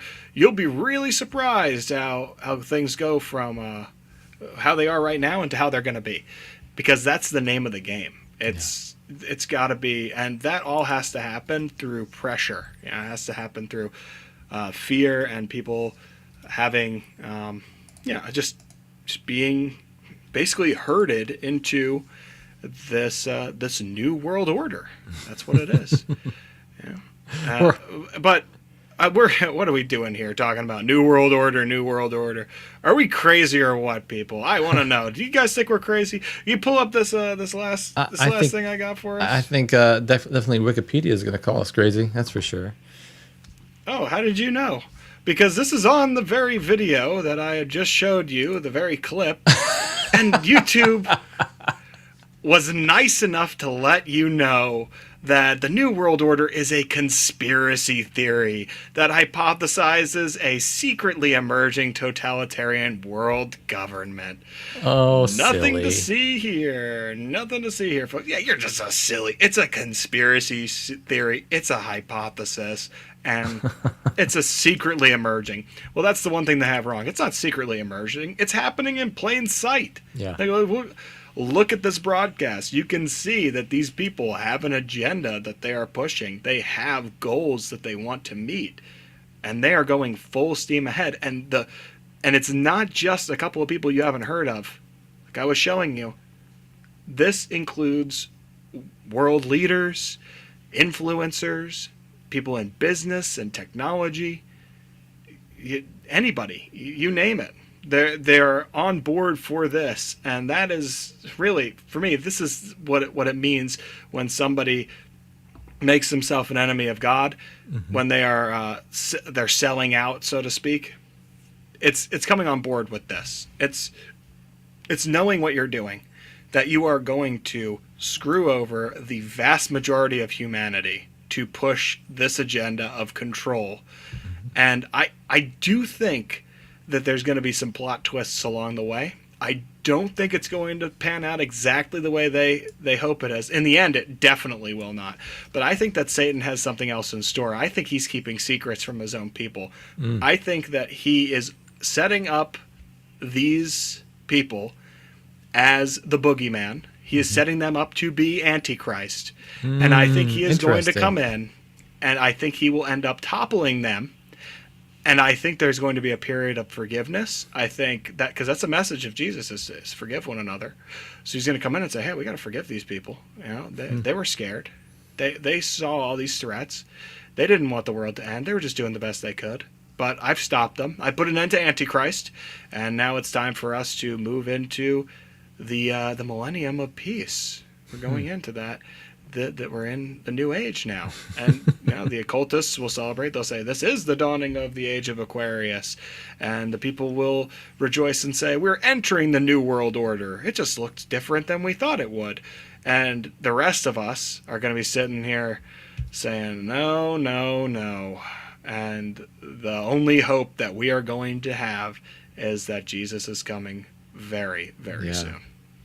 Wow, that's an interesting theory. I never thought about that. Yeah, these people, I do wonder what, if Satan can say that he is Christ, what is the Antichrist that he will topple? Because you're exactly right. I mean, if he's going to try to fulfill Bible prophecy, he has to be the defeater of something, and we'll see what happens here. Whether he's going to claim it's going to be a spiritual, or if he's going to claim it's going to be absolutely physical, like this world financial moneyed men, as you've heard it said, the moneyed men of the world. So that's really interesting to see what's happening here. I want to mention something before, and this is a tangent, so hold your thought just for a second, Matthew. There was a person here, M. St. G, said that here it is, says, oh, how I wish you knew we were going live tonight. I never get the notifications. I just checked at 5. Oh, hi to all. And I was thinking about that, and you're right. YouTube doesn't really notify. It doesn't. You look at the notifications in my analytics, and it says only about 20% of people or so are getting the notifications. Something that a lot of YouTubers have implemented is this text messaging thing, where you can text message directly to your phone and say, if you enter your number, I will send a message straight to you. It's not me, my phone personally, but it is a system online that I can press a button and say, hey, I'm going live now, letting you guys know. If that's something you are interested in, so you can be notified when we do lives like this, I'll implement it. If I get enough comments that say we should do that. So if you're interested in that, here, leave a comment on this video, because it's super important that I see what people are interested in doing before I actually implement something like that, because it'd be a shame to work on that and have 2 people that would actually have to receive notifications that we're going live. I'm sure there's more than that. But anyway, what are your thoughts on the rest of that, Matthew?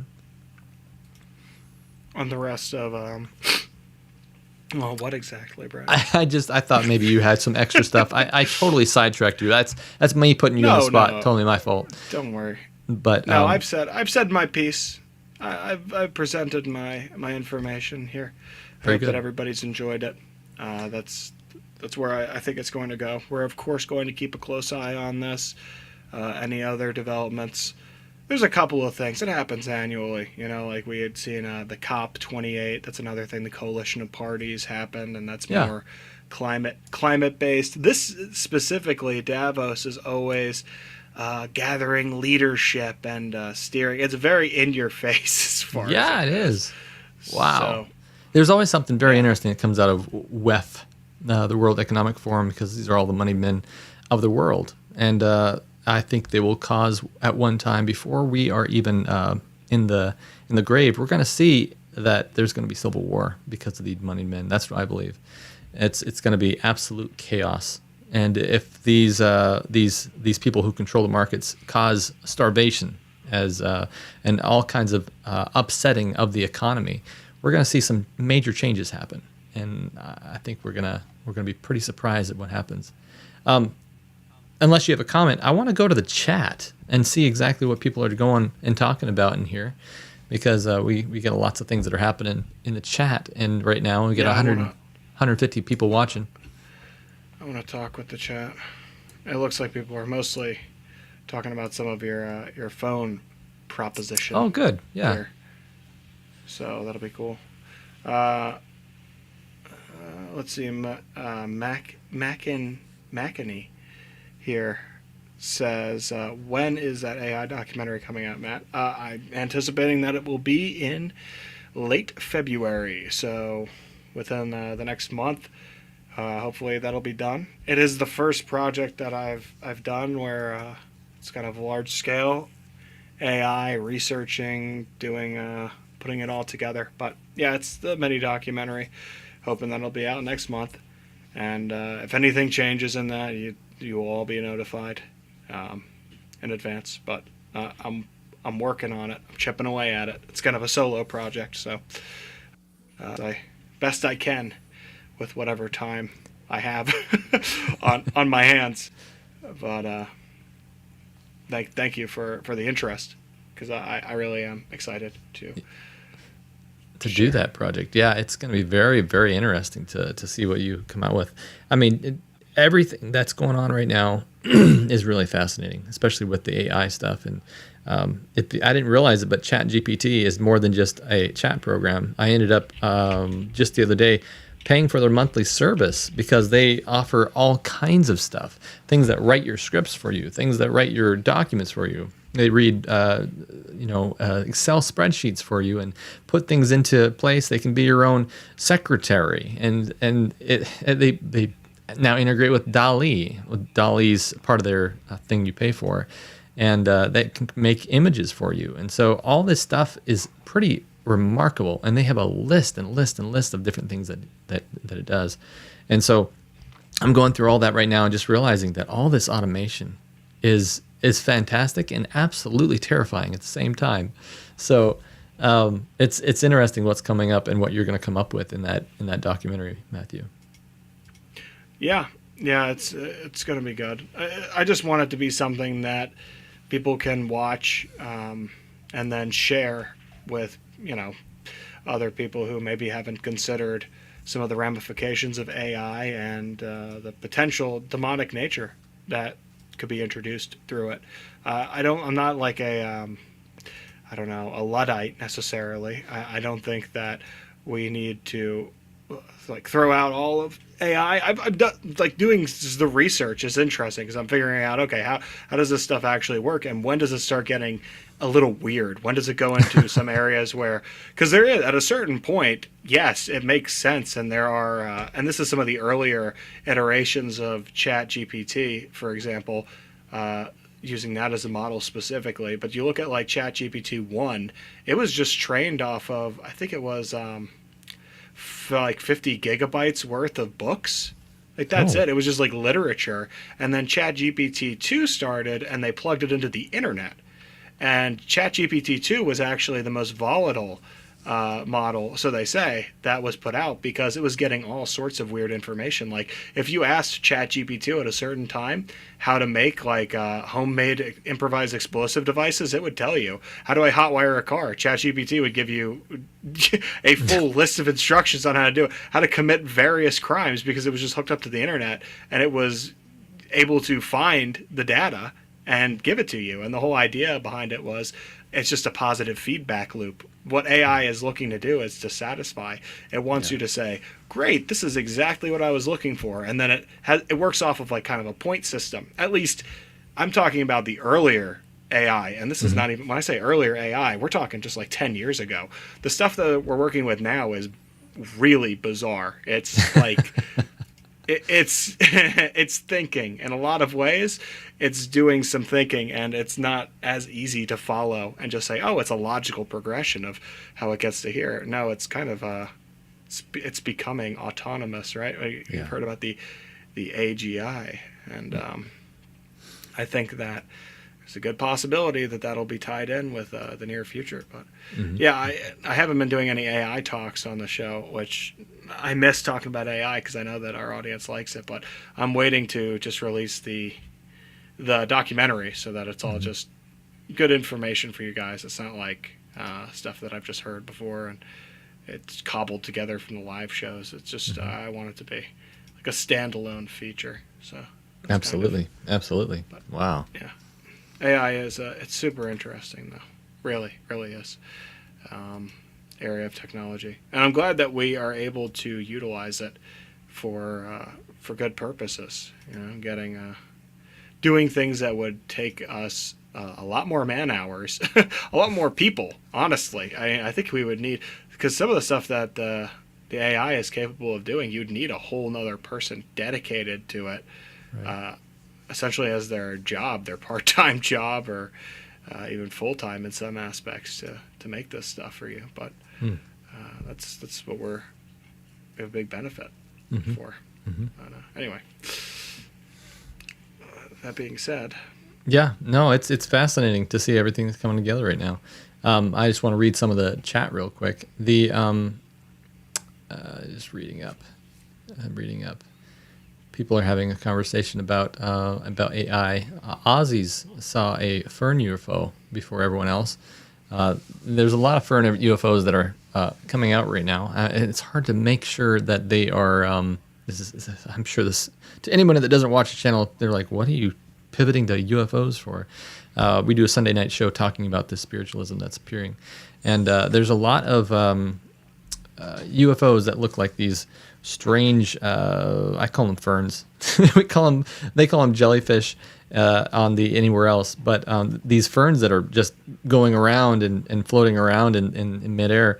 I think it's interesting, but it's hard to figure out if they are legitimate, because it's always still just a blurry mess, or if it's actually a balloon of some kind, one of those metallic number balloons for someone's birthday or something that just kind of is low on helium and floating through a parking lot. And so I try to keep everything on this channel as legitimate as possible, and if I can't verify it, man, I hesitate to even put it up, because then someone's like, hey, look, this channel is presenting false information.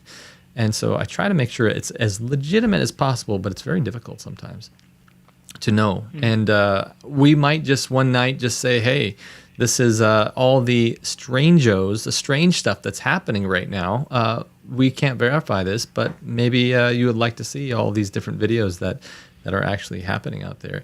And it's my personal belief that that doesn't have to be legitimate to push the agenda.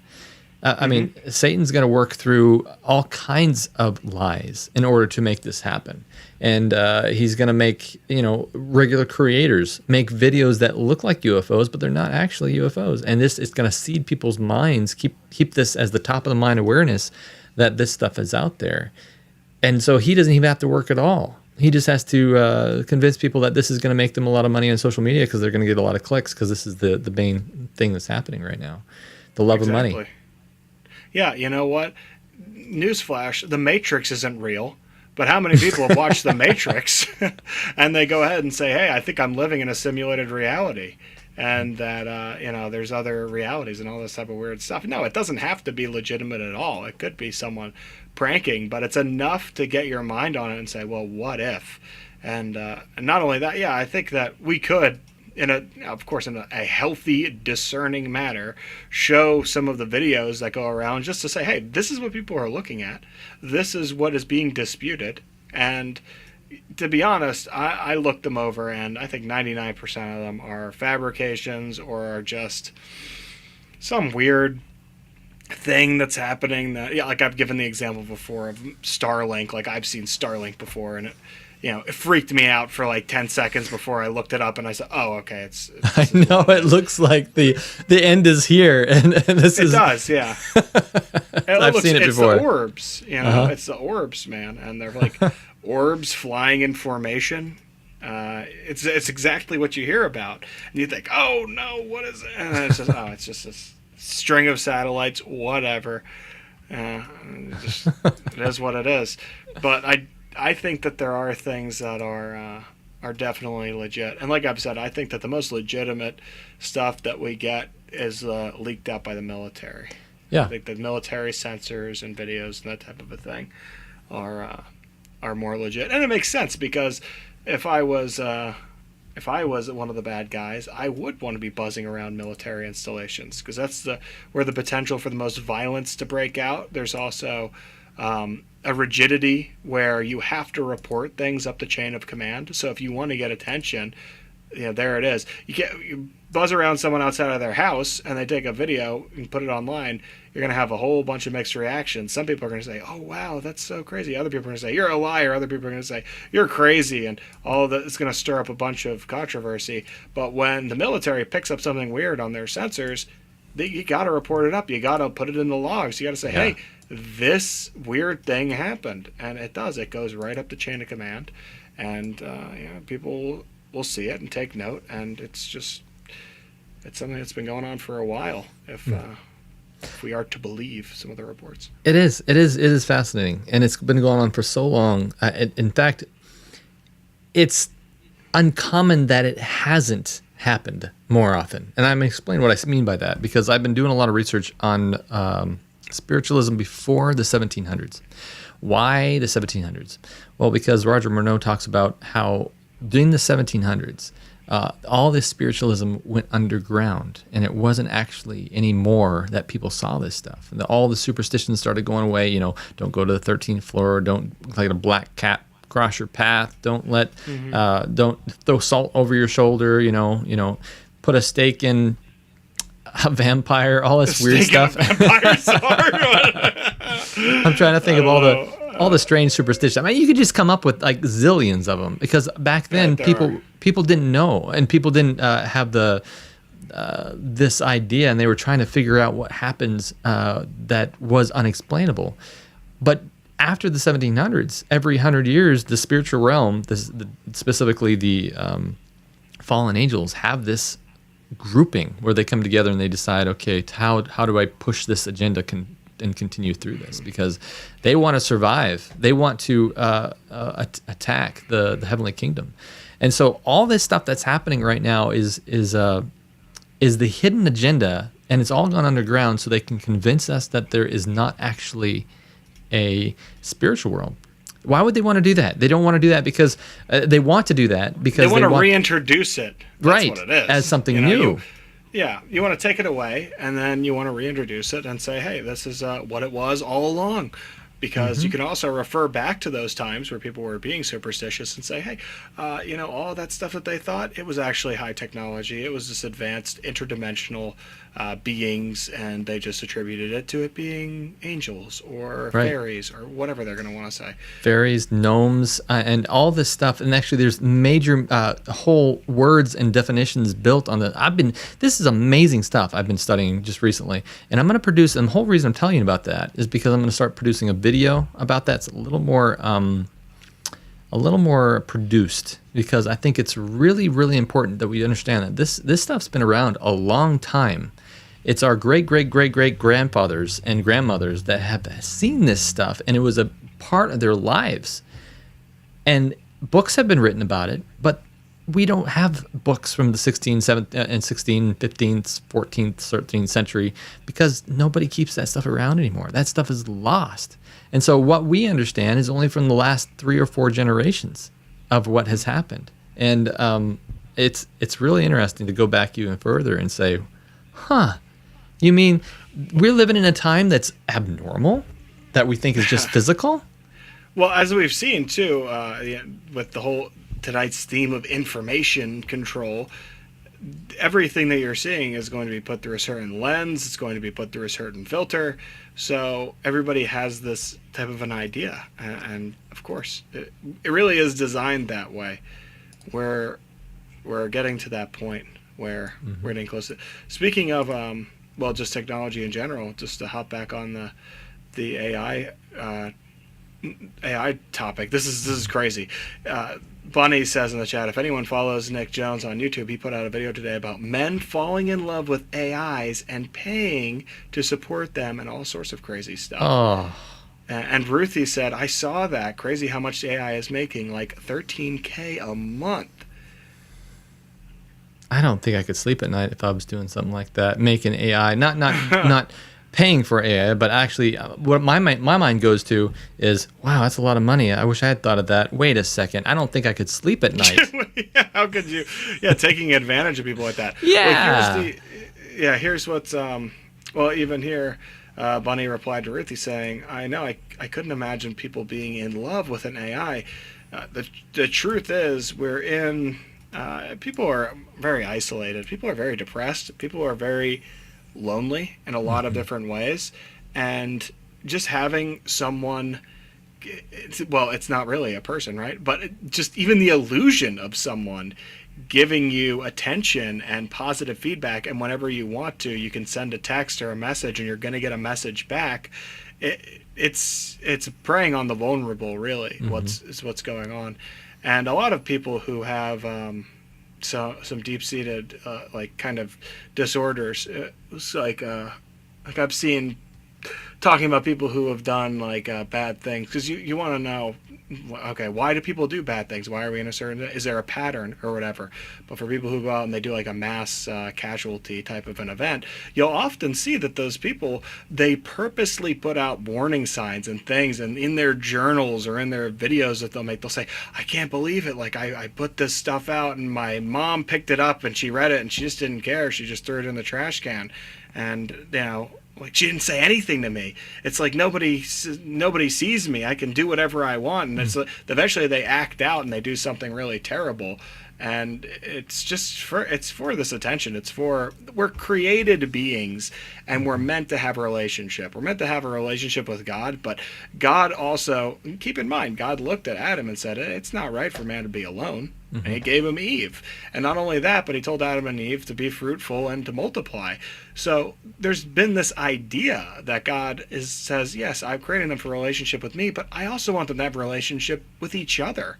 Healthy, good relationships where they love one another and they help one another and they care for each other and they give each other attention and have interest in what they're doing. It's part of who we are. We're created to be that way, and we're just living in a sinful, fallen world where those needs are not met.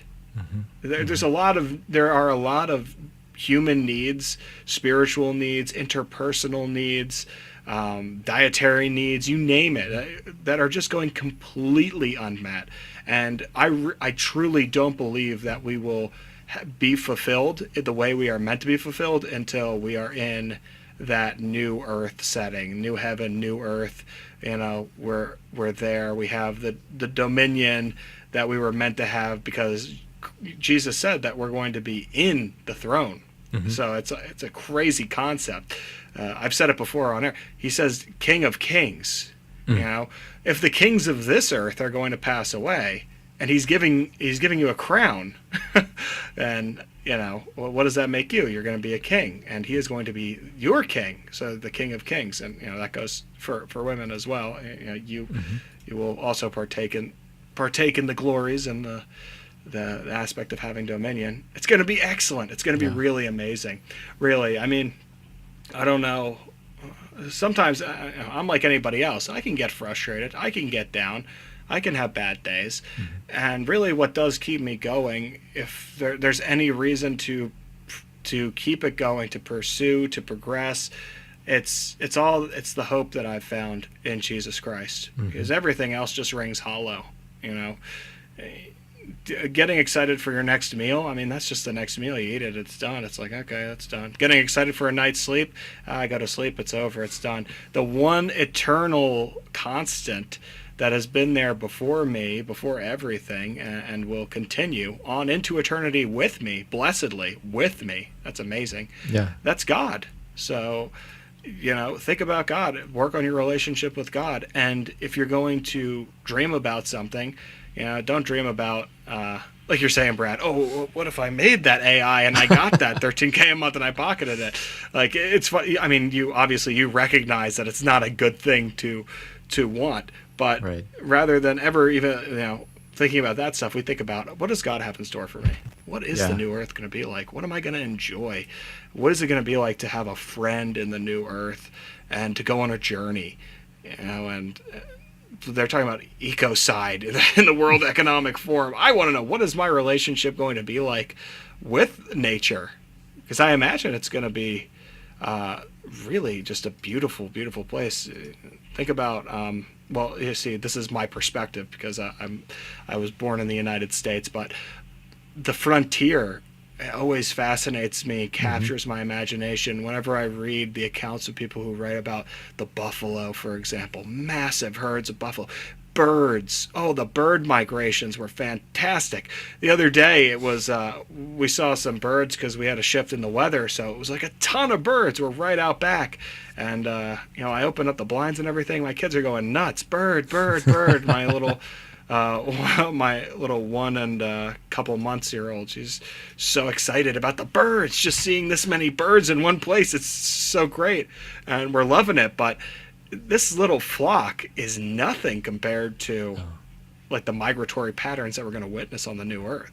It's going to be amazing. And the colors, I mean, the birds and all the animals right now are just not filled with fluorescence and these beautiful iridescent colors anymore, because over time it has been better for and I'm talking about micro evolution, small evolution changes in colors and feathers and all this other stuff that has happened to the animals due to predatory causes. So it's common knowledge that the females, and I'm specifically speaking of birds now, are less colorful than the males. And why is that? Well, because the females need to protect and stay in one place and help their young, so they need to be able to be less visible. Yeah, camouflaged. And so can you imagine when they don't need to worry about predators and all this other stuff and these beautiful colors, and they say even the snake was the most beautiful thing in the garden. And you can even see, once a snake shed its skin, if you get it in the light, I've seen this before, it's almost got a shimmer of a rainbow in its skin.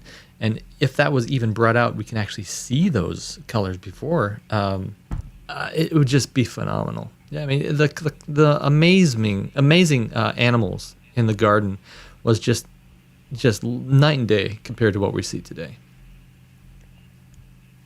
Yeah. Definitely.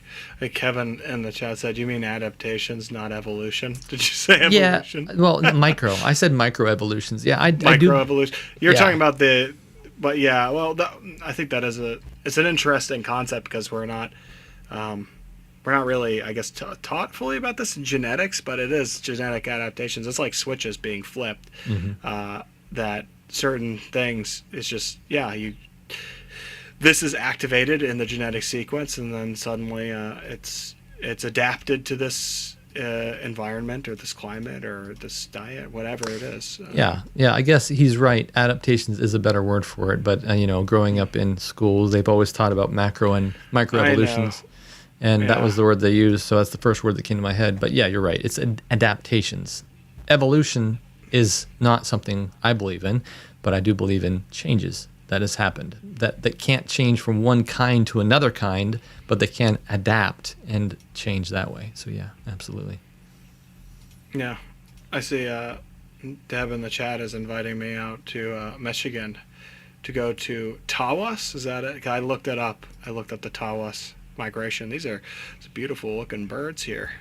I like birds. I don't know. I think that they're really cool. Like when I go to the zoo, I like to go to the aviary. I think the aviary is awesome, where they have different birds flying around, and they have the plaques where you can identify them, and you're picking them out. Okay, I've seen this one, and this one. They're really cool. Yeah. I don't know. I think also just the aspect of flight.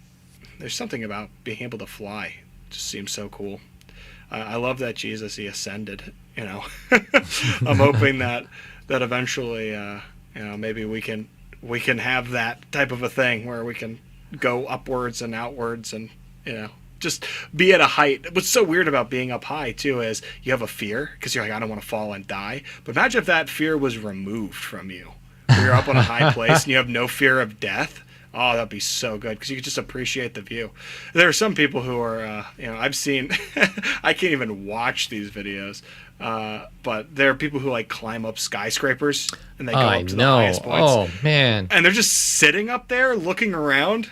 No way, man. I'm not doing that. Forget about it. I like a good view as much as the next guy, but I am not willing to die for a good view. Yeah. There's plenty of hikes I can take, and I'll be firmly on the ground and still elevated. But man, yeah. Like I said, fear of death. Think about that innate fear of death you have. If that's been removed. Yeah. Awesome, right? That's a whole new way of living that you've never experienced, because you always do have that. Going fast. Mm-hmm. There's a reason why there's a certain thrill to, ooh, I'm going fast. But then in the back of your mind, it's if I slam into something, I'm dead. Roller coaster rides, for example. If I flew out of this thing right now, I'd be done. But imagine if that's removed. There's no more fear of that. You're able to enjoy motion, because God created motion and physics and all of this really cool stuff. So you just fully interact with it without fear. I mean, that's the thing. I guess fear being removed is going to be so cool. And I think I was thinking about the other day, and not only that, something in heaven that we're going to really enjoy is the freedom of just about everything. Okay, let me preface it with this. A lot of people are saying, information should be free. We should have all this stuff, and then stealing is prevalent, and you get all this stuff. We should have all this stuff for free. Well, it's not how this economy works here on Earth, number one, but innately, I believe, we have this desire to use what is available to us. And a lot of that stuff is going to be absolutely free in heaven. I mean, think about it. Your transportation provided to you. You can fly. You can go where you want to. You're going to have housing provided to you. You don't have to worry about finding a home and doing stuff. You can build your own if you want. Maybe build it somewhere else. But what else? There's going to be everything else that costs money. Fruit. No refrigeration. Yeah, just eat. It's on the tree. Hungry, you can eat. It's in the bush. It's available to you, and it's just enormous. Gobs amount of it, and so it's not going to be a lot of work. I mean, that's not what we were created for. We were created to tend a garden.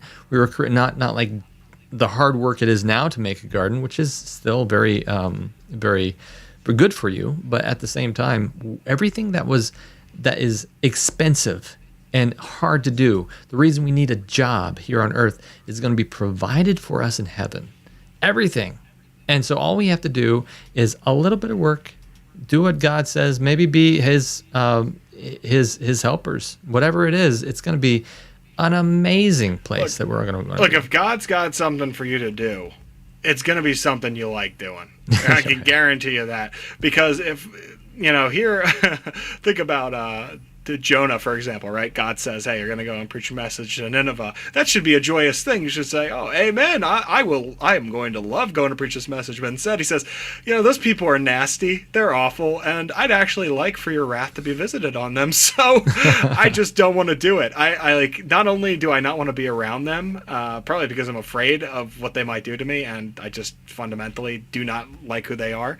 But, I want to avoid this. So that is a reason why Jonah was upset about delivering the message. But okay, you're in the new heaven, the new earth. If God says to you in that setting, hey, I've got a job, are you interested? Of course you are. And not only that, but it's going to be something you enjoy fully. It's going to be fulfilling. That's the thing. Whenever I think about God, I love that aspect of, praying Heavenly Father. Because as a father, it's like a creator. It's someone who knows you very well. It's the same way that, I'm watching my son grow up, and I know him. I know what makes the little guy happy. If you say a certain thing, offer to do a certain thing with him, he's going to light up, and he's overjoyed, and it makes his day. And in return, I'm getting joy from it as well. So if God is so much greater than me as a father, and he's looking after me with this love and this care, when he's got plans for me, when he says, yeah, I've got plans for you, and there's an expected end for you, that's a really, really good thing. Yeah.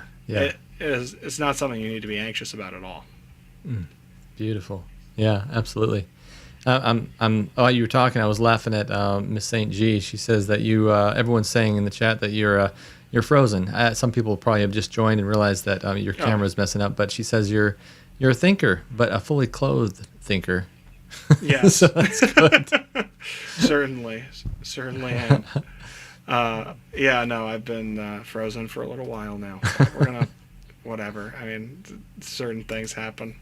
This is the other thing. You get frustrated with technology and stuff. It's so annoying. No, I know you just want it to work.